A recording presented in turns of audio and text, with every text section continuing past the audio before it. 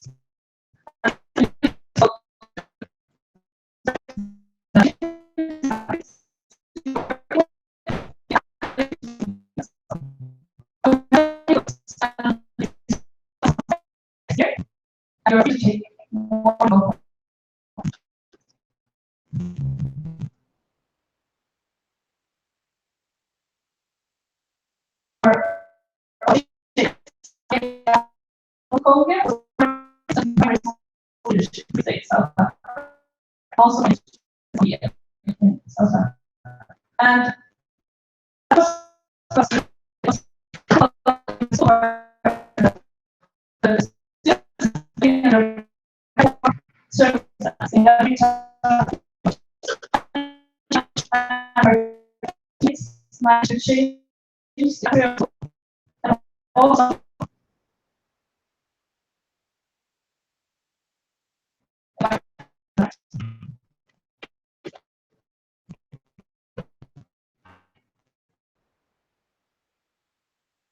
and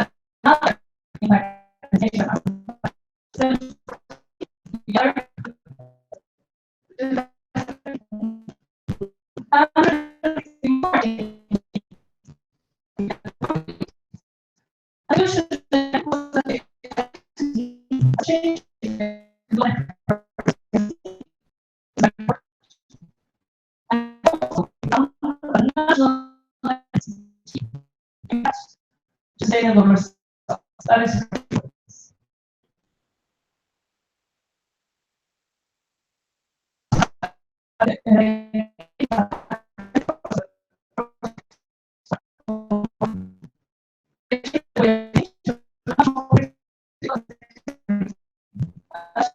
help them.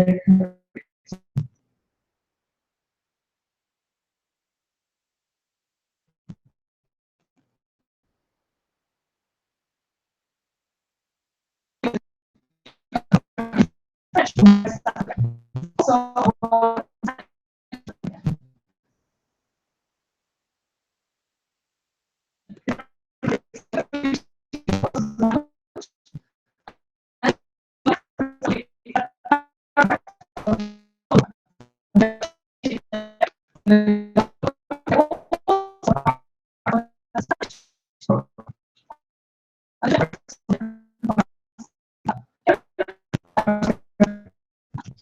人家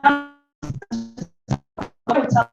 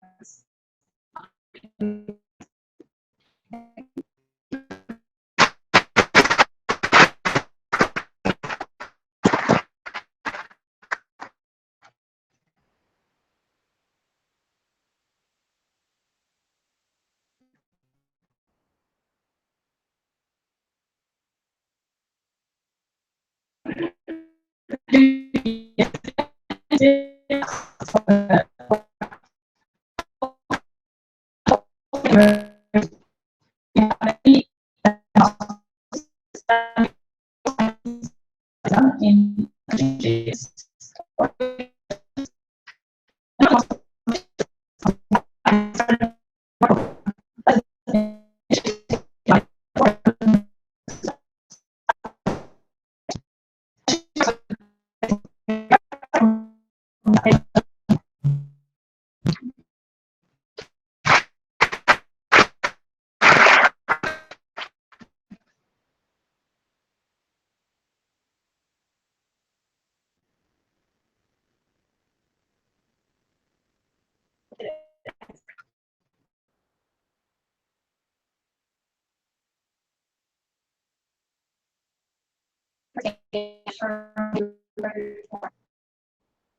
Participants and change agents on the program. And it also been a life-changing experience for me. Beatrice and I are going to tell you a bit more about Spread the Word, and I will soon hand over the mic. But I will start with just telling a bit more about the background. As a former student here at Lund, I had the privilege to have Agneta as a fantastic mentor. I was going to write a master thesis. I wanted to hear a bit more about the program she was working with for change management and speaking so warmly about it. So I had an opportunity to go to Uganda and witness firsthand the great progress of the program on several levels. And that's when I first met with Beatrice and got a look into how the network in Uganda actually really forms a strong alliance to promote children's rights. So once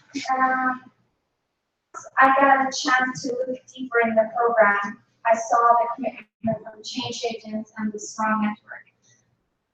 Identified the strong need to really get the new teacher students on this journey with us. So that's why we together started to collaborate on what we can do. And it hasn't been nothing but a pleasure to work with the network, who has been the ones that really helped us take off. So more about Spread the Word program and the network for Beatrice now. Thank you very much, Alexandra. She has already told you how she got to Uganda. Completed, she had that passion of continuity. And then she wondered how she could work with us to make sure that we continue spreading the word about children's rights, classroom school management, in schools. So when she came back here, she decided to make some savings. I said, I'm going to work with you. I'll be sending some little money to make sure I facilitate people implementing in my institutions. And she fulfilled her promise. So she's been working with us for 2 years, and the Spread the Word project has been, was being implemented in 4 institutions, mine inclusive, 2 teachers' colleges, 2 primary teachers' colleges, and 2 universities, teacher education departments. So these institutions have had managers of the project managers who have been spearheading or directing the activities of children's rights. Quite tremendous work. And the approach has been bottom up. We're making sure that it all originates from the learners, and then they participate and make more meaningful decisions that concern them. We have done quite a lot of work in some of these institutions, and most of them actually have established CRC clubs. Every year they recruit new members, because every year the students will go off and new ones join. So they are enrolled in the program. Those clubs are very active. They've started newsletters, they write newsletters for others. Others have set up Facebook pages, for instance in Chimone, with 400 followers. There's a lot of interest generated. The students now handle their own leadership affairs. They elect, without any interference, they elect their own leaders, their activities, with only consultations from the administration. The learners also participate in making decisions that, especially their health, in terms of discipline, how they can handle their own discipline, provision of meals, and hygiene and sanitation, and then of course participation in the classroom. So they're more responsible now for their own learning. They participate. Once they participate, their learning takes place much better. So then it has caused a lot of improvement in terms of teaching learning processes. Enjoy what they're doing, and all this, the work has been implemented through our national network. We have a national network which is very vibrant, supportive. Thanks goes, many thanks go to Alexandra. We appreciate quite a lot what she has been doing. And of course, you can sustain, but the heads of these institutions have promised to continue supporting them. To make sure that it continues and the CRC fire keeps planning.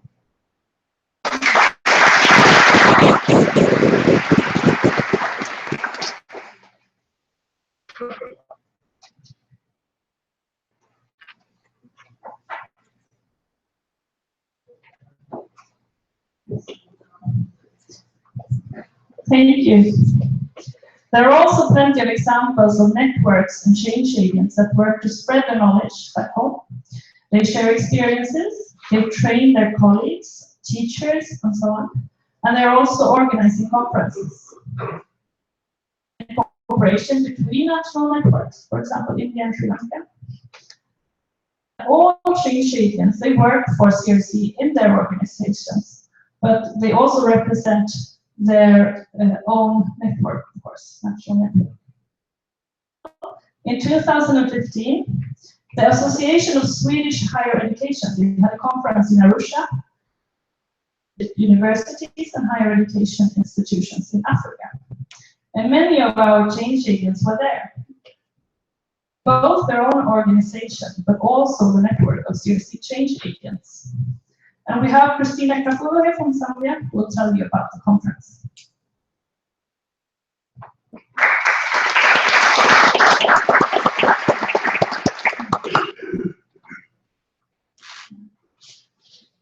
Hello once more. I'm Christina Krafulo from Zambia. To give thanks to our mentors and also SIDA. Our mentors and SIDA, we're not going to share with you today. It was in 2015 with the leadership of Lena Anderson. She had checked guidance. Two were from Zambia, myself and Dr. Vista Mea. And we had two from Malawi, that is Lolis and Michelle. And then we had Dr. Betty from Makerere University. And we presented a paper in Arusha that is Learning Together for Change. And it was missing link on the higher education because we thought and we researched and we found that the UNCRC model was not implemented, and that was the opportunity for us to implement what we have learned in CRC. That most of the people were there in that conference, they were not aware of CRC. So they said, and they asked us so many questions, which we were able to clarify.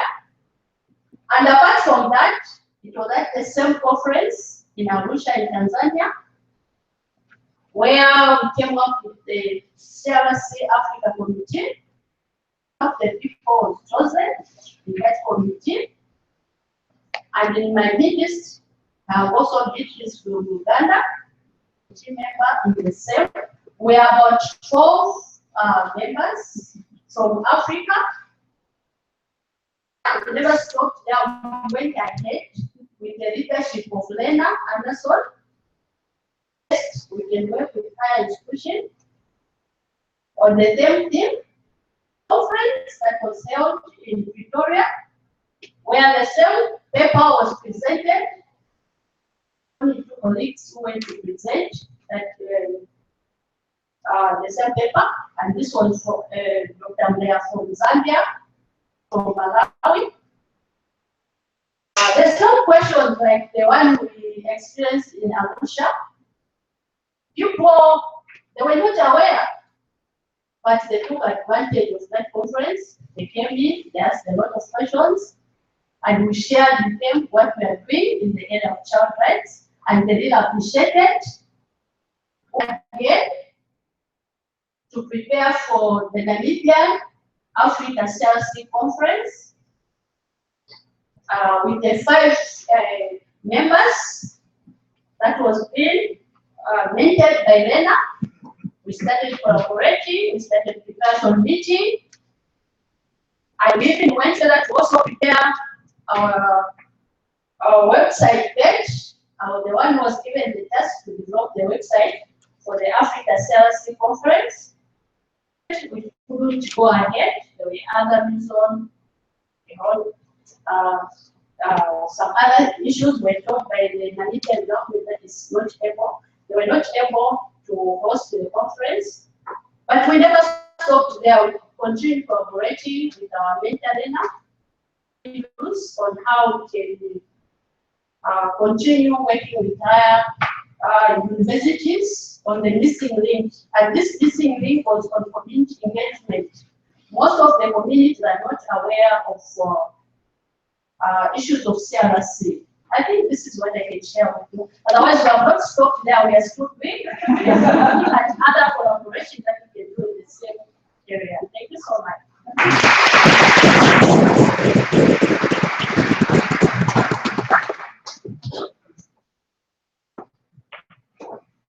And also in the same year, 2015, thanks to all the experiences, Child Rights Institute, where we are now, was established. Mr. Murray will tell you 2 words. Thank you. I'm a coordinator. One of the 2 coordinators, Sheffield Centre, is the other one. I can't be here now. Child Rights Institute. Education as a starting point, then we have research, and then support. We're trying to build up the research and also to use the support for education, support for research. And we have moved from faculty to faculty of law, faculty of humanities, and the faculty of medicine.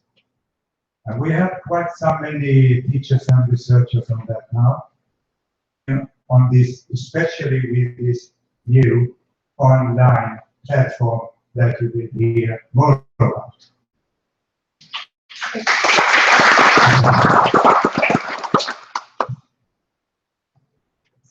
And in 2016, our very, very last batch, and also our very last publication was published, and that was for batch 21. And we have Martha Amutinea here from the last batch, and she will tell you about her experience.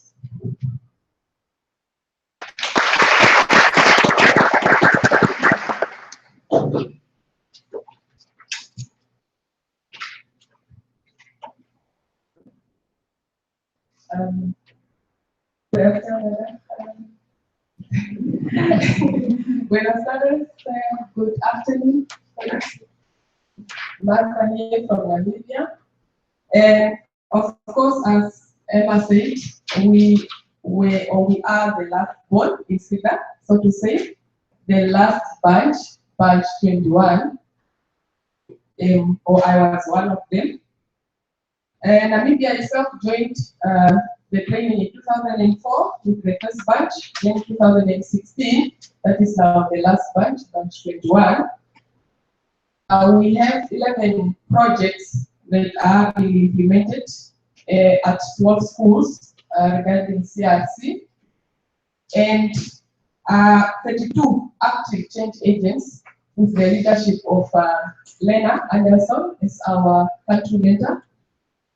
And CEDA stopped funding, we were informed to that, and today here I'm happy to inform you that since we heard about it, Namibian change agents could not stop where CEDA is going to stop. We were determined to expand and to sustain the program, developed the training manual or the guide. I just brought one copy with me when I came here for this week. So this is the guide we developed. Those 9 of our trained change agents are going to work as mentors, the country mentors, to train further, because we have regions with no representative for this training. And that makes us to keep the program in the country, so to say. So our plans will not go as we planned, as my colleague just alluded earlier, so to say. Even the conference, the African conference, which was planned, preparatory meetings were going on, but because of the global economic meltdown, so to say, including our country, Namibia, so that could not happen.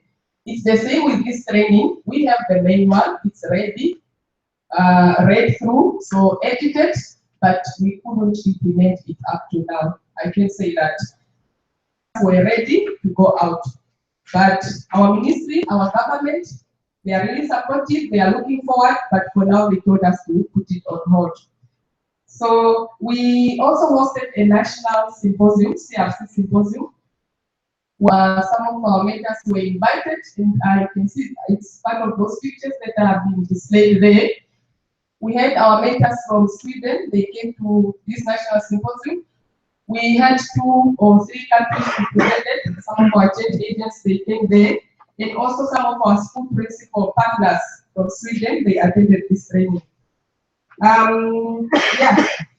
Finally, it's our desire that CRC content be infused activities in Namibia. And today I learned something from Susan. I don't know whether I can still see her here. She said, once a change agent will always be a change agent. Thank you.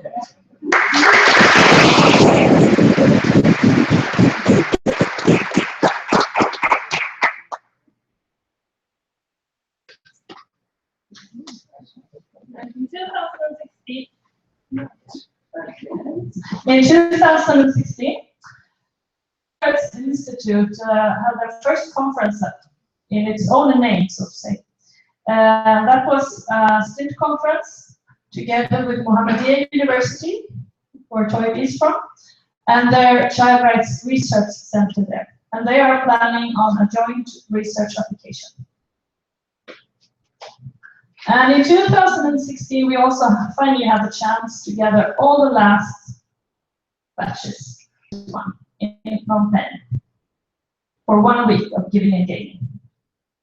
And at that time, it was clear that this was the end of the Child Rights program, so to speak. And it was a very good way for us to gather all the results and to share experiences once more. We were also evaluated again by an external evaluator, and they confirmed the results and successes of the program again. And Jonas Wikström has been the program manager at CEDA since 2014. He has followed the program. He was also there, and he will share some thoughts with you.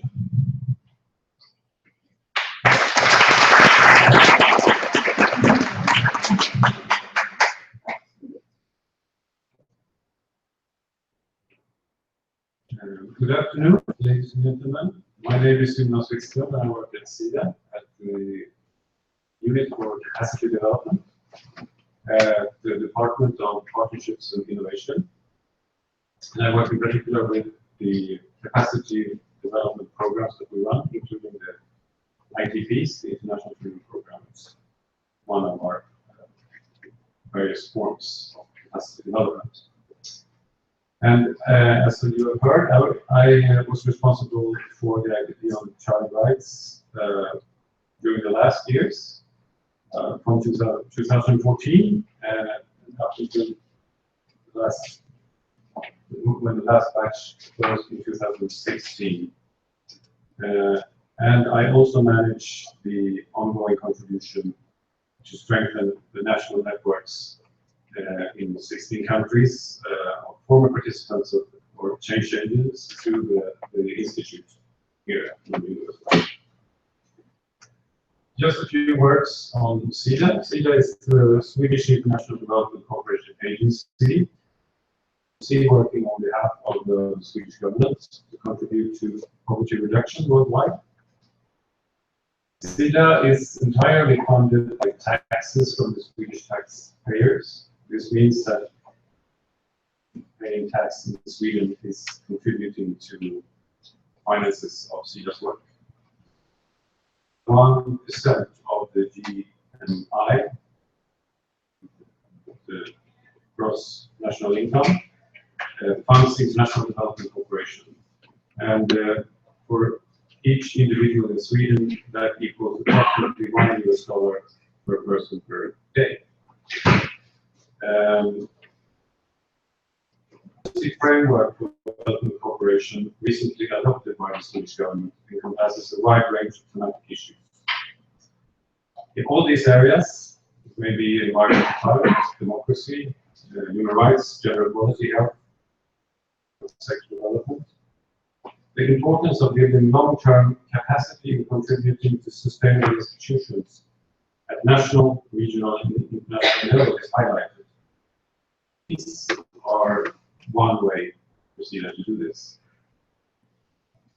As we've heard, the ITP on child rights in classroom and school management was ongoing between the years of 2003 and 2016. And as with all of our contributions are temporary, they are in time, so to speak, limited in time, and they aim to build lasting results that can stand on their own after the end of the intervention itself. And this program in particular has produced a lot of such results since the start in 2003, and through the change processes initiated by the in their organizations and institutions, all contributing to the implementation of the CRC in education.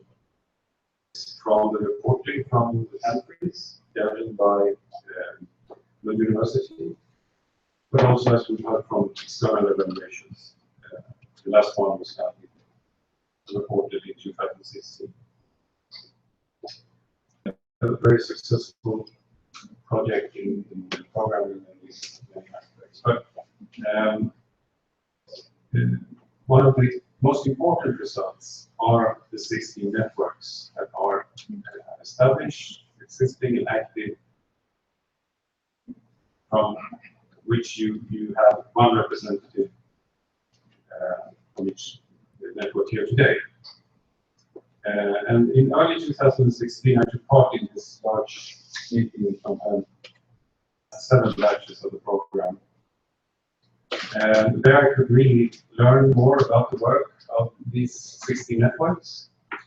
And I can see the strength that they have gathered over the years. And this excited to be here today to see that the work with a new, that we take a next step, even though the ITP is coming to an end or has ended. We now are looking towards the future, and we do this in partnership networks that are established, active, and have the strength to move forward. And we hope that through this new contribution to the a digital platform for that could be facilitating exchange between the networks, that could facilitate spreading of the results to new target groups. We hope that this will be a way to really sustain the results of this ITP into the future in a new way of working. So I'm looking forward to doing the rest of this program, and Zita is looking forward to see how this will unfold, and we hope that this platform will be a useful tool for the networks to be successful in their continued work. So, stopping there, thank you very much for this nice presentation, summing up of the IGP and giving me the opportunity also to meet your representatives for more.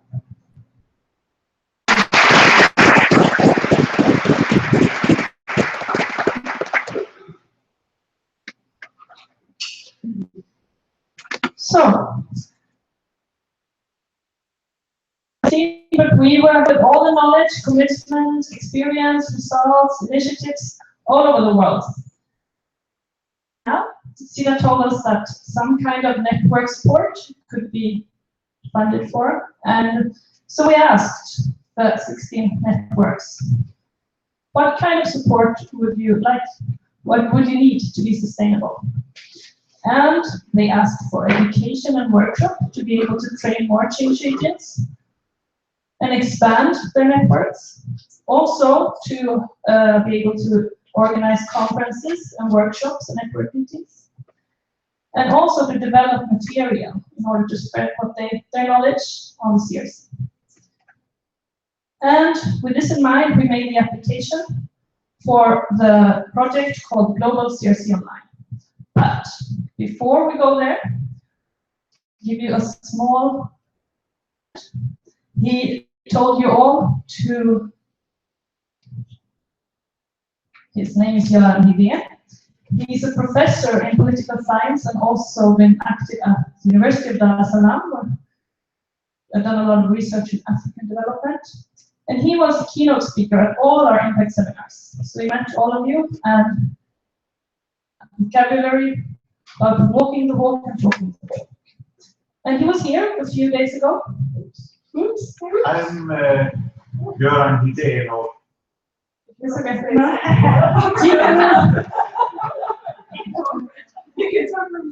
Goran Haydn's some remember me by the English pronunciation of my name.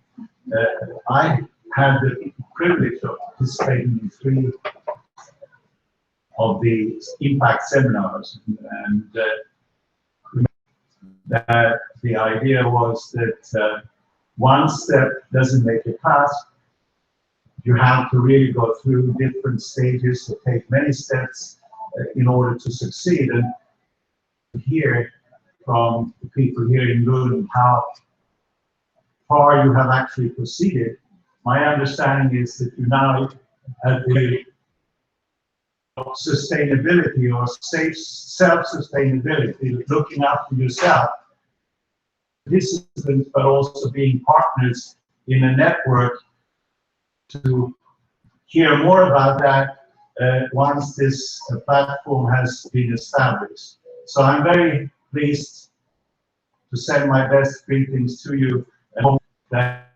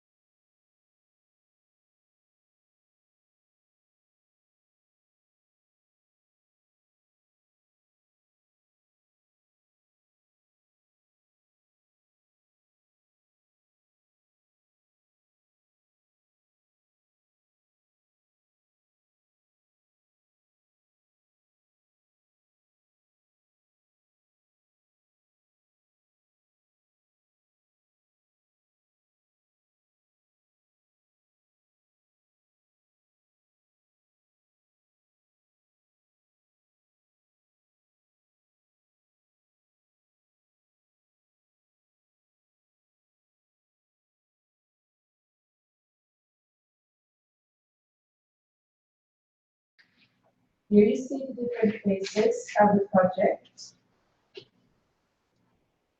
Design workshop and learned, the construction phase, and finally dissemination.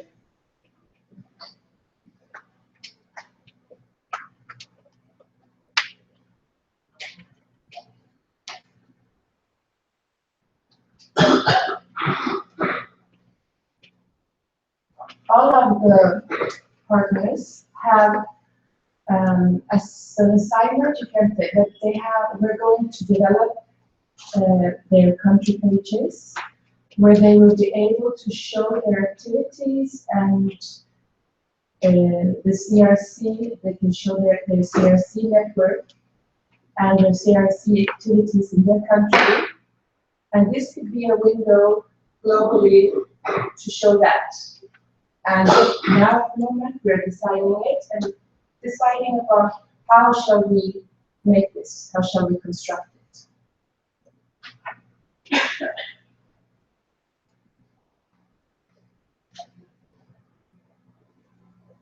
As Emma said, the network's representatives were also asking for training material. So we started by creating some training modules, and every module has a film. And let's look at bullets here. Article 1 in the Convention on the Rights of the Child states, being a child means every human being below the age of 18 years, unless under the law applicable to the child, majority is attained earlier. It defines the child by age, but it doesn't explicitly give any further guidance on characteristics of children or childhood. The question, who is the child, is therefore crucial as a starting point for our understanding and interpretation of the spirit of the Convention as a whole. It concerns each and every individual child, but also children in a collective meaning. Could we then find a common view upon children in the Convention, independent on age? Well, yes, researchers on childhood studies have interpreted the spirit of the Convention through what they talk about as a paradigm shift. They talk about a move from looking upon children as objects to seeing them as subjects and actors in their own life. There we go, folks. It's just a teaser. There will be more to come.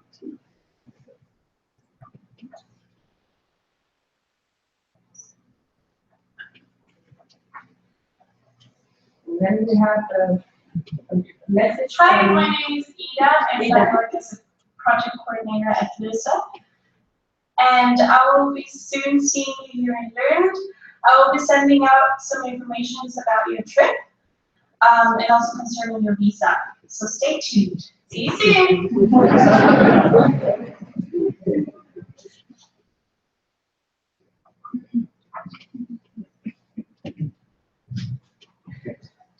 So it's a construction site at the moment. We're working on it this week. Tomorrow there will be workshops filling the training materials with films of participants, change agents, and also cases, workshop, reflection questions, and so on.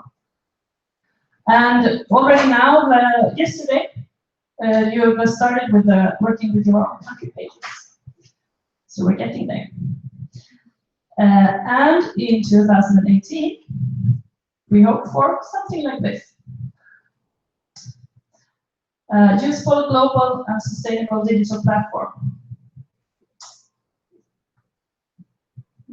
And we will keep you posted on the progress, of course, and let you all in. At the moment, it's only the network representatives that are invited.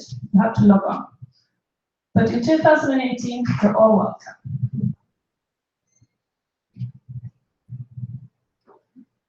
And no one knows what will happen in the future. That is the question mark. Yes. And not what will happen in the future. We don't really know. All we know is that we have a very strong global network, a lot of committed people working for the best interest of the child globally. And we're so happy for that. And we want to thank you with this picture for your attention and for all your commitment. Thank you.